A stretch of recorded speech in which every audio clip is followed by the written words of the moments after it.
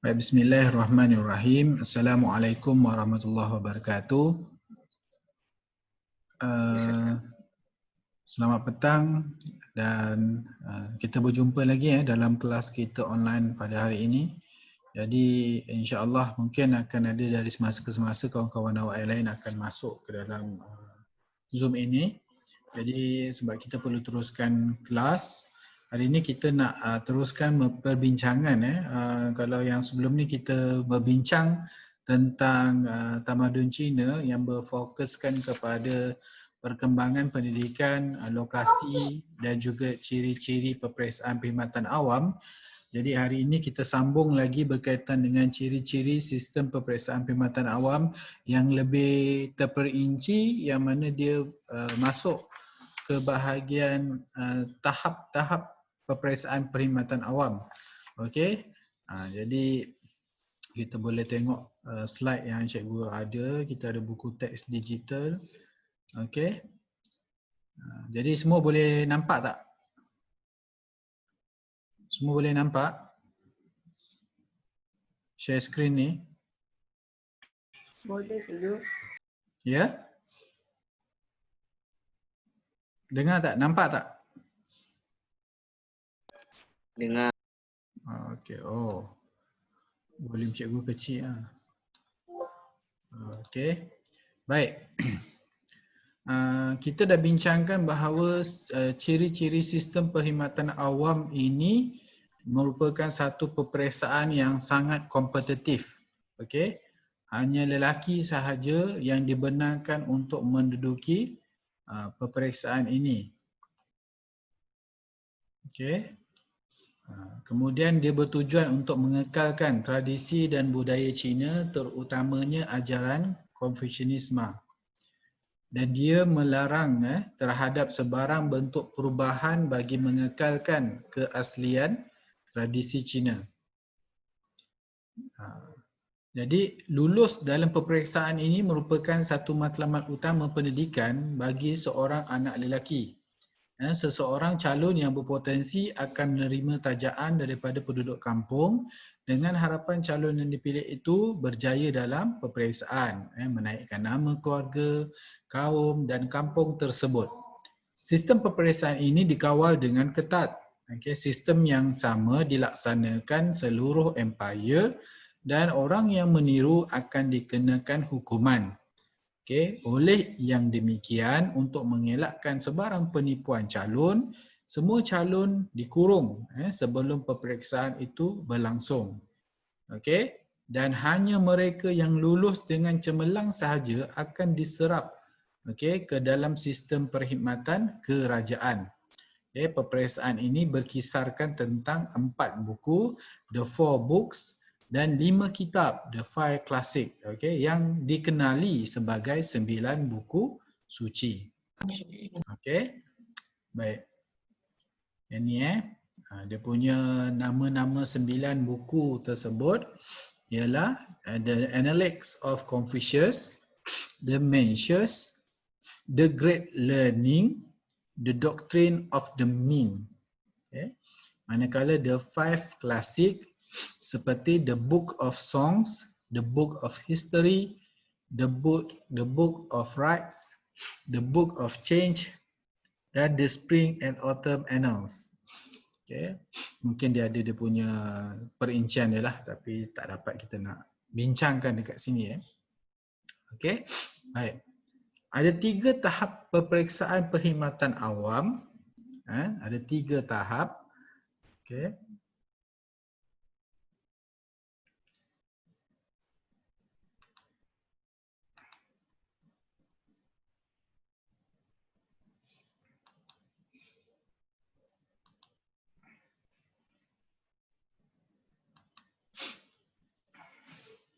Ada 3 tahap peperiksaan awam, iaitu yang pertama, tahap pertama, iaitu Ziu Chai. Yang kedua, tahap kedua yang dipanggil sebagai Juren, dan tahap ketiga dipanggil Jingxi. Baik, apakah yang terkandung bagi tahap-tahap tersebut? Okay. Yang pertama tahap Ziuchai. Okay. Dia dijalankan pada peringkat daerah. Okay. Terbuka kepada semua orang.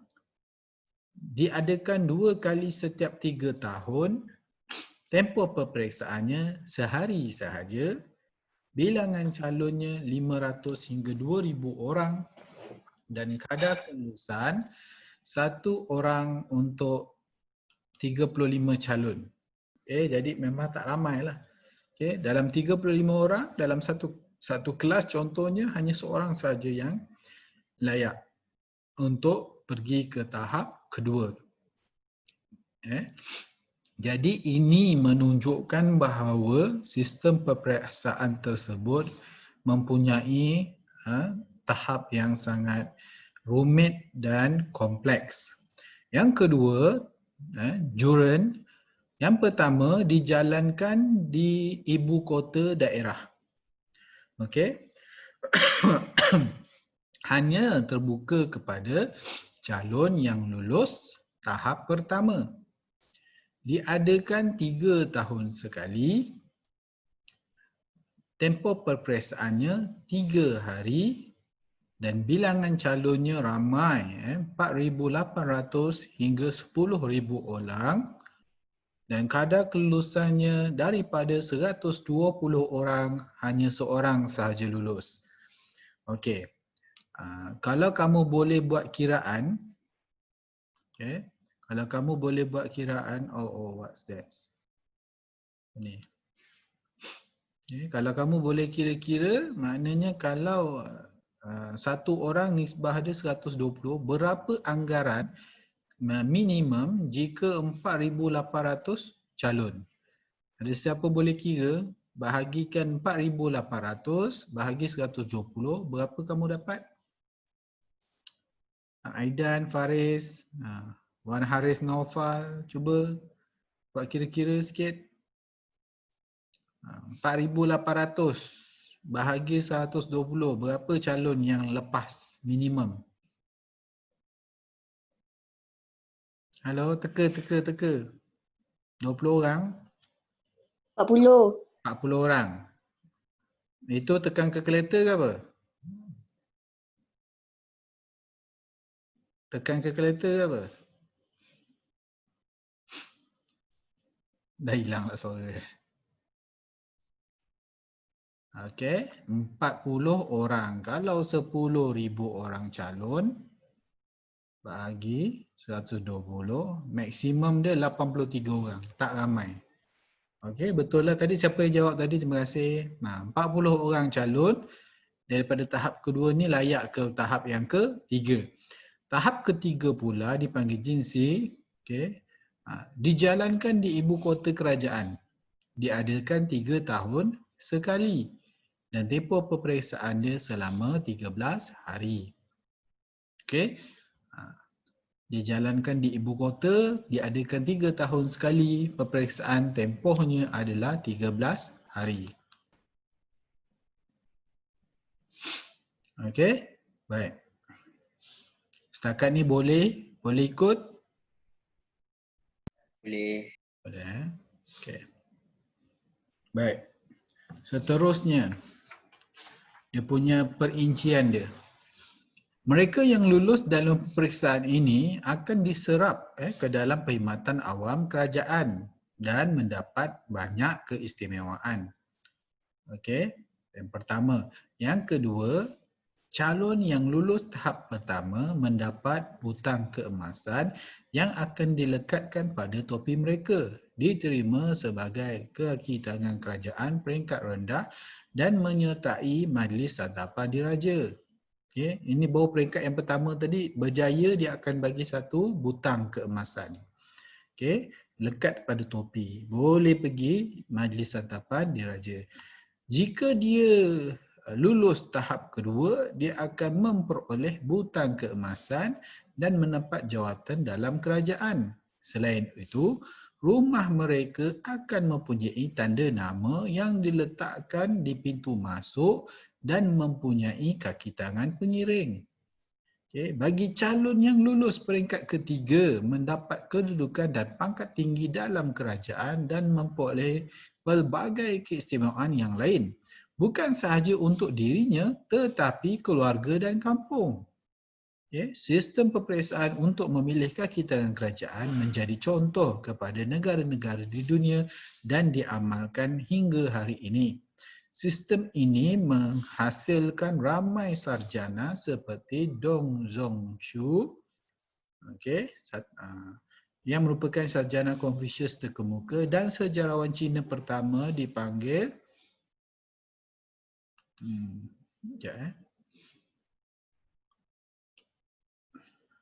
kenapa Amar tak boleh masuk macam mana ni? Ada siapa tahu tak nak masukkan kawan kamu ni?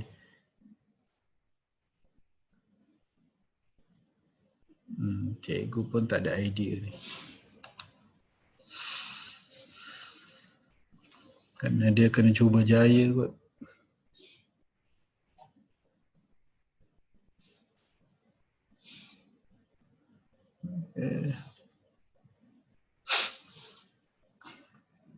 Dia kena ambil apa? Kamu masuk semua okey kan? Ikut link tadi kan?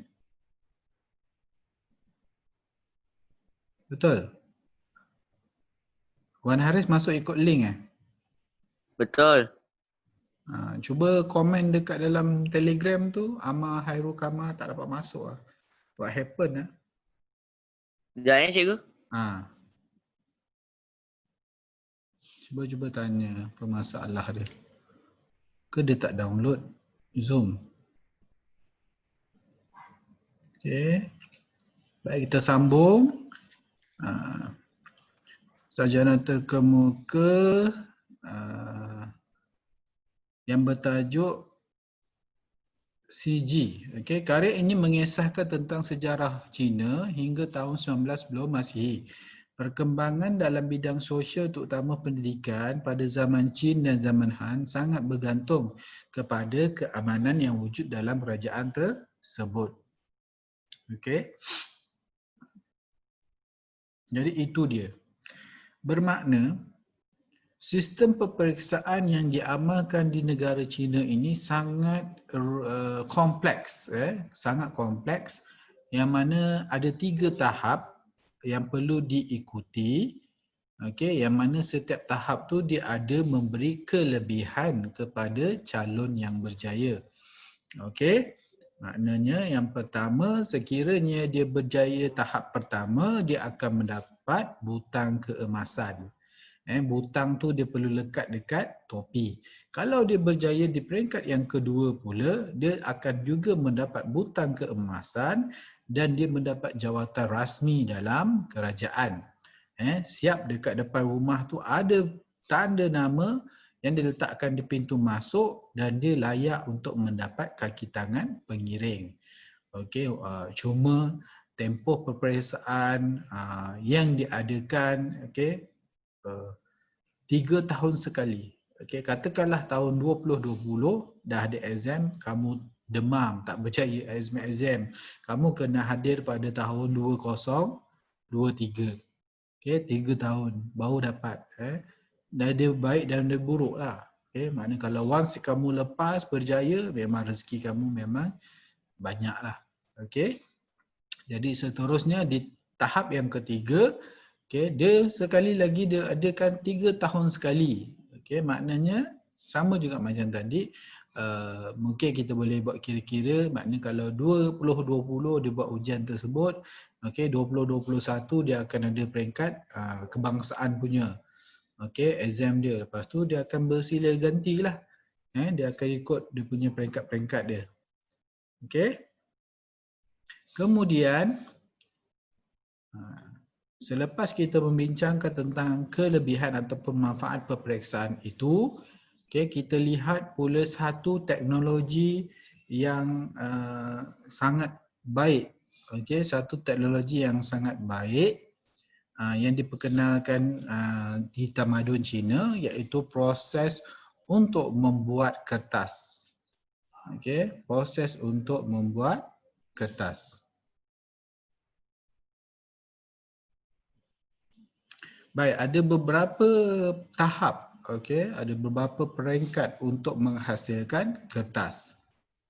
Okey, dalam gambar rajah ini sebenarnya ada 9 step, 9 peringkat.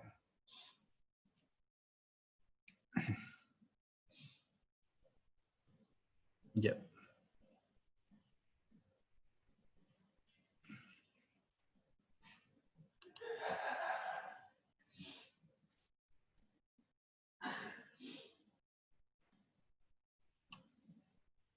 Mana Amma?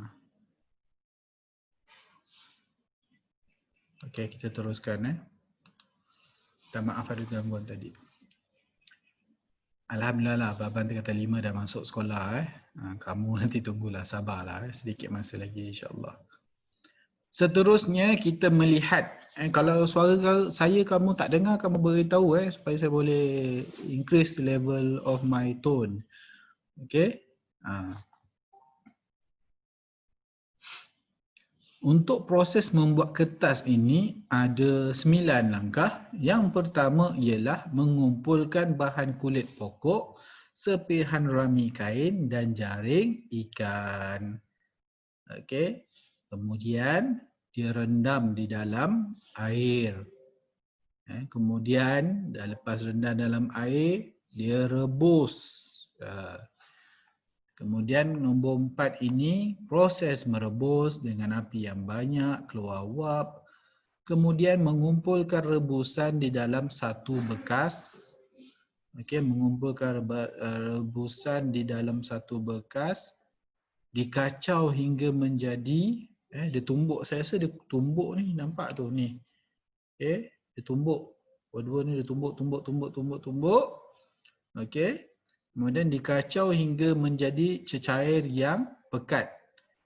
Menjadi cecair yang pekat. Kemudian dia dihamparkan kepada tikar. Maknanya dia ada celup, dia celupkan papan ini dia celupkan ke dalam cecair yang pekat tadi, kemudian diangkat macam dia menapis. Maknanya dia penuhkanlah dalam dia punya frame ni, dalam bingkai ni dia penuhkan. Kemudian dia tapis, jadi dia jemur. Dia jemur dekat matahari. Okey. Kemudian bila dah jemur, dah siap, jadilah ia sekeping kertas. Okey. Wan apa nama tu? Saya rasa kena tanya Wan. Mungkin Amma dah download belum? Rasa Amma yang ni. Memang tak dapat ni. Tak tahulah.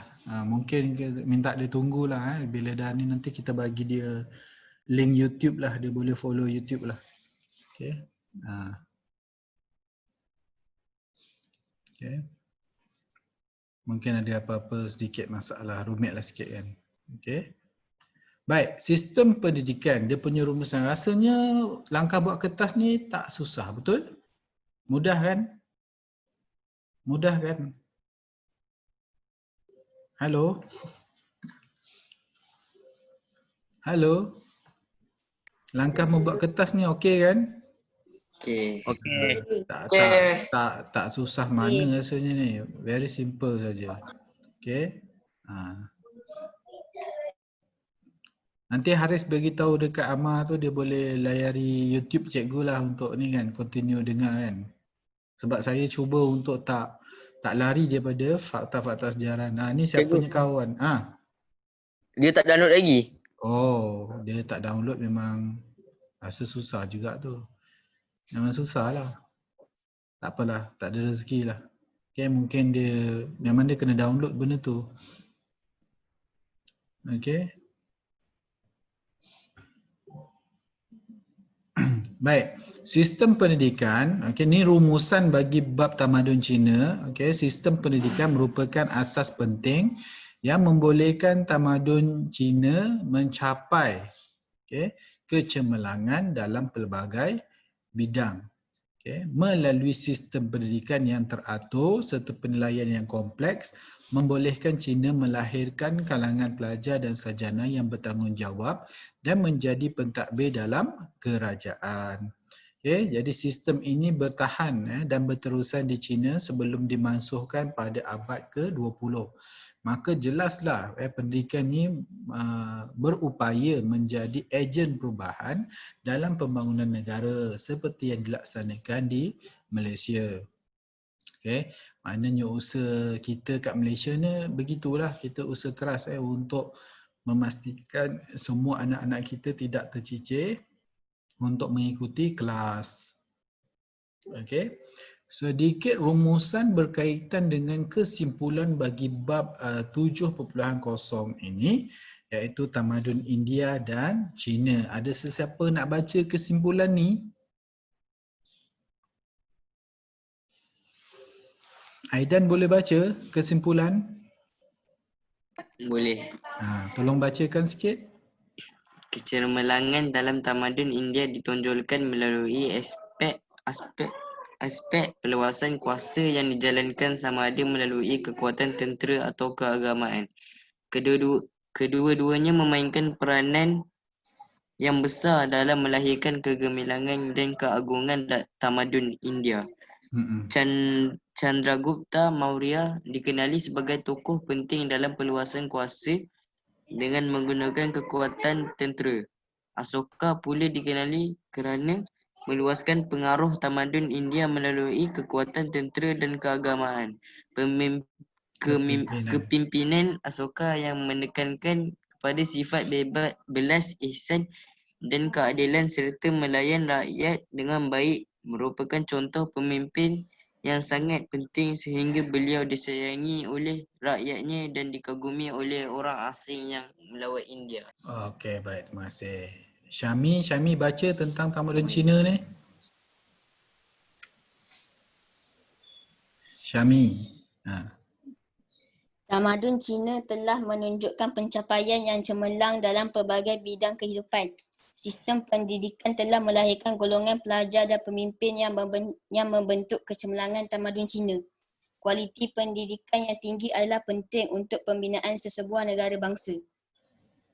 Okey, baik, terima kasih. Wan Haris Naufal. Baca yang ni kecil ni. Baca yang ni. Wan Haris Naufal, tolong baca yang ini. Bab ini. Okey, cikgu.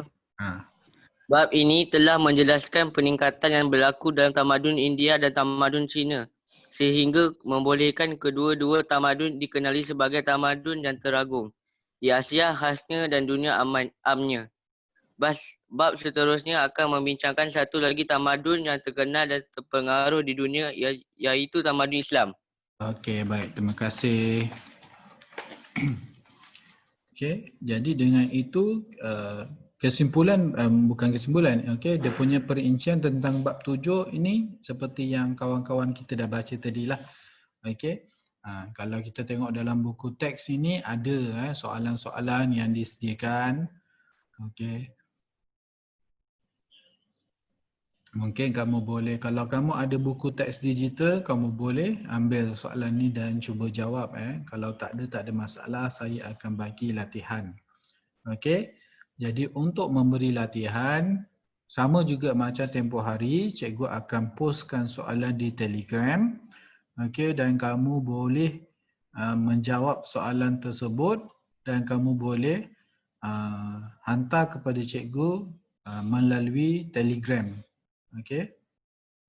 Melalui Telegram ataupun email ataupun cikgu akan set upkan dekat GC the same question dalam Word di GC. Okey, nanti kamu boleh tengok. Bagi cikgu sedikit masa ni, cikgu kita akan tamatkan Zoom kita sebentar lagi dan terus cikgu akan type di GC, kamu boleh follow soalan tersebut di GC.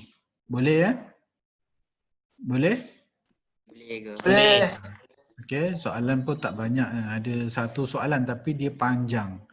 Okey, soalan tu dia soalan struktur dan juga soalan esei. Satu struktur, satu esei. Okey, kita berjumpa selepas ini dalam GC. Bagi saya sedikit masa untuk saya menaipkan soalan untuk kamu. Boleh? Okey, itu sahaja kelas kita pada petang ini. Sekian. Assalamualaikum warahmatullahi wabarakatuh. Waalaikumsalam. Waalaikumsalam warahmatullahi